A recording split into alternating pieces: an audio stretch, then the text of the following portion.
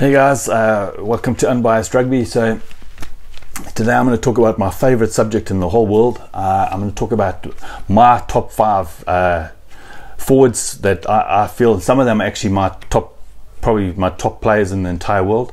But we're talking about forwards that are the game changers, on another level kind of players. I was thinking of them, and there were two that stand out straight off the bat. There was another one that I feel is the best, and then I really had to think about the other two. I don't know why I chose 5. I should have just said 3. It would have made it a lot easier, but I'd already made the thumbnail for the video, so guess what? I'm going to have to stick with the 5. But so first off, I'd probably say the 2 best rugby players on the planet, I mean the best rugby players on the planet by far, are forwards.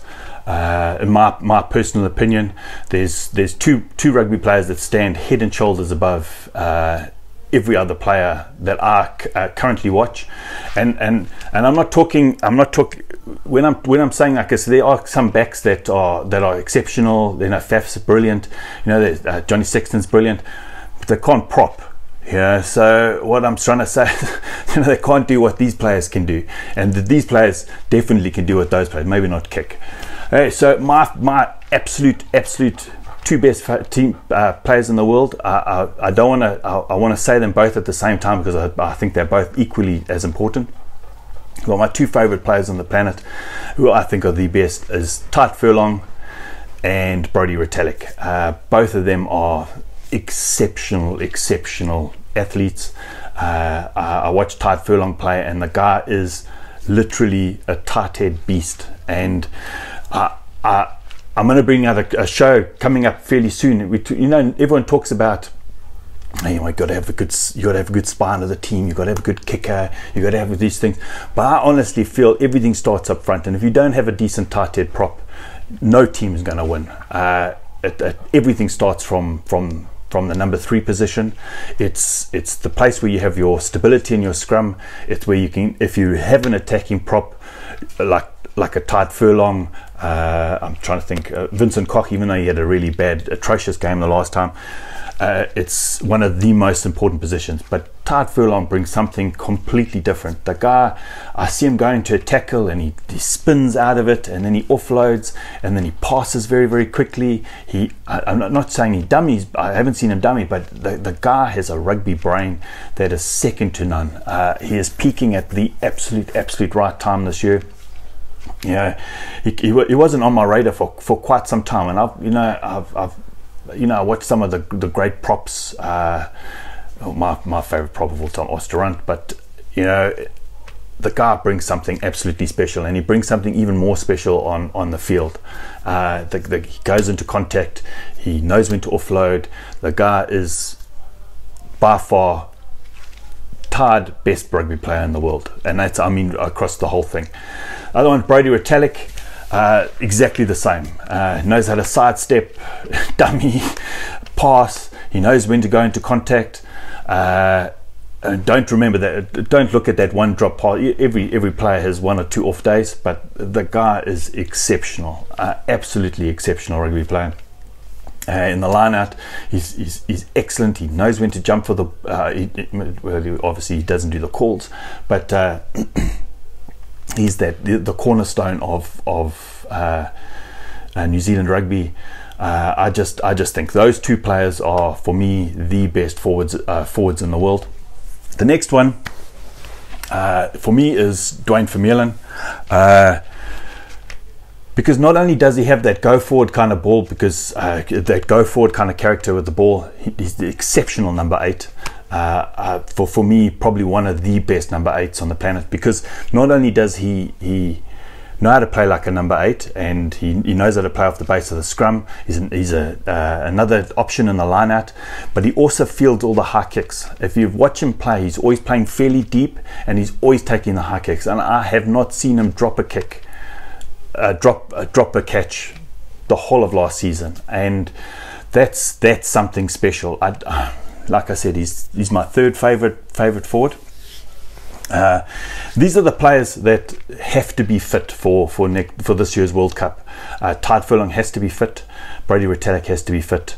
and I'll come back to the other ones, and Dwayne Vermeulen needs to be fit. The other player that I think is also a world-class forward is David Pocock.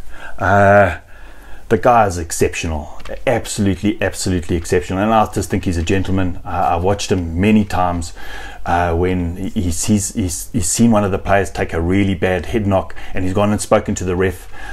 Yes, a lot of people say, well, you know, he just wanted to get the player off the field, but no, I don't look at it that way. He cares about the people around him, and when he latches onto that ball, he is that's it. You're not going to move him. The fifth place was fairly hard. You know, I could have gone for the obvious choices like Malcolm Marx. I could have chosen, you know, Malcolm Marx is an exceptional player, and I do think he's the best hooker in the world. But I don't think he's one of the best forwards yet. For me, a front row, 1, 2, and 3, they only start getting into the swing of things from about the age of 27. They peak at about in their probably 30. For me, that's when they get. There's a saying in this country is belly strength. You know, when you're getting a little bit older, you get a lot stronger. And for me, a tight 5 player starts peaking at about starts really getting into the swing of thing at 20. Take a classic example like Cody Taylor. You know, Cody Taylor's like 27, 28, and he's really now started really getting into his own. He did his time under Dane Coles, but he wasn't the same kind of player until he hits that kind of age when he's got the kind of strength, he's got a bit of experience. So for me, from about 28, that's when the tight five. So Malcolm Marx, I think he's 24. You know, he's exceptional, but just imagine what he's going to be like when he hits that kind of, when he's really in the peak of his strength. So the fifth one took me a while to think about, and so I had to try to think about what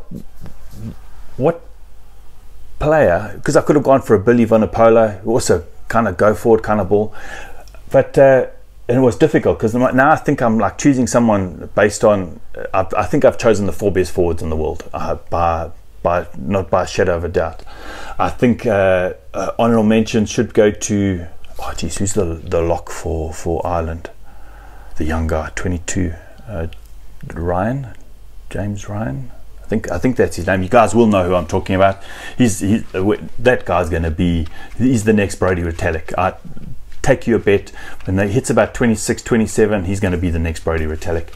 Other honourable mentions. So then I started looking at for each country. So for me, the most important person for Argentina. Everyone would say Creevy, but I'd say it's Pablo Matera, and I think if he starts playing, if he plays to the potential that he should be playing at, he's an exceptional player. I look at France, and that would be Gerardo, number 2. Then I started looking at Wales, Alan Wynne-Jones. He has to be fit for the game. No, I'm not saying he's their best player, but he brings something special to that side that none of the other players can bring. Ireland, I've already mentioned Tide Furlong, but Ireland have quite a few exceptional players. You know, Tide Furlong, CJ Stander, who's the guy that's number 6? Oh, this is embarrassing, guys. Normally I have my computer in front of me and I try playing it a little better, but I'm trying to work a little bit off the cuff. Peter Omani, I also think he's exceptional, but no, they ain't no Tide Furlong. Then I started going through the other teams, but for me, I think the next person that probably is the most important is for the sides is probably Maka Vunipola. It's quite a strange choice, I know, but I was trying to think who would go up against Tide Furlong. And I'm trying to think of the loose heads that could go up against Tide Furlong, and I can probably count them on one hand, probably just a couple of fingers, and there's only a few. And I'd probably say, Franks can. Is he a tight head or loose head? Whatever. But so I'm just going to talk about the ones I know. I think the only 2 that I can think of the bat, except maybe one or other, is Stephen Kitsoff and Maka Vunipola. So I'm not saying Maka Vunipola is the best forward in the world. I'm saying he has to be fit for the World Cup. So those 5 players, I believe, have to be fit for the Rugby World Cup. I can go through the other teams. So Pablo Matera needs to be fit, Creevy needs to be fit, Pocock needs to be fit, Hooper needs to be fit, CJ Stander has to be fit. Tide Furlong has to be fit. James Ryan, Peter Amani, they have to be fit. For New Zealand, you're talking Owen Franks, Cody Taylor, Brodie Retallick, Ardie Severe has to be fit. That guy is also, actually, you know what? I'm going to say Makavinapola, Ardie Severe, they're the same for me. They both need to be fit. Ardie Severe is an exceptional player. South Africa, we're talking Stephen Kitsoff, he has to be fit. Malcolm Marx. Then what's his name, man? Jeepers, this is embarrassing. It's quite late in the night. I've been exercising and working out, and I've decided I'm going to get fit for Super Rugby. So if the guys, my honest opinion is that if the players can be fit, I can never ever turn around and say to them, listen, they're unfit, they should work out, they should do this. Because I watch a lot of people and they got the huge big bellies, and they're super unfit, but they're trying to tell people that they have to be fit. So I'm going to really try to become fit and strong, so that when I look at the players and I feel like, I say, suffer boys, it's time to get fit. So just to recap, because I think I'm going off on a tangent, my 5 top rugby players in the world, well 6, is Tide Furlong, Brodie Retallick, Dwayne Vermeulen, David Pocock, Makavinapola, and Ardie Severe. Those are my favorite. Those are my top forwards in the world. But please, guys, put down who you think are the top forwards in the world, and let's have a discussion about it. Chat soon. Cheers. Bye.